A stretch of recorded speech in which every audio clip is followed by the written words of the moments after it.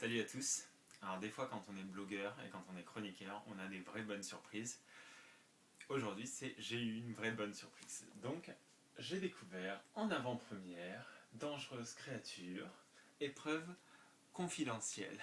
Autant vous dire que je me sens un petit peu l'âme d'un Sydney Bristow masculin parce que j'ai pu découvrir les 6 ou 7 premiers chapitres de cette nouvelle saga. Donc en fait c'est spin-off évidemment de 16 lunes qui est paru à l'écran sous le nom de Sublime Créature et qui suit ce coup-ci les aventures de Ridley et Link.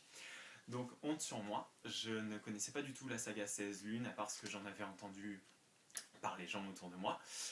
Donc je me suis mis dans le film, mais après avoir quand même dévoré ces chapitres. Donc le personnage principal c'est Ridley. Pour les connaisseurs, vous connaissez. Pour les non-connaisseurs, c'est une sirène, donc quelqu'un qui est très piquant, c'est dynamique, on aime la suivre, elle a de la répartie, elle est cinglante.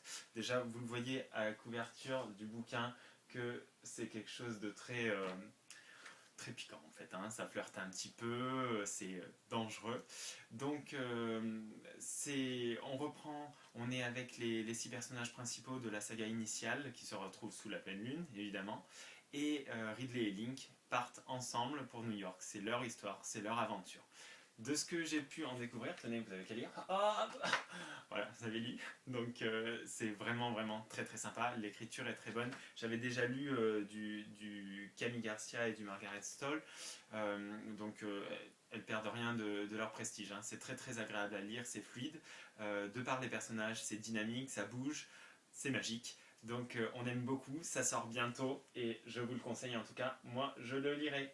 Voilà, merci à tous. Bye.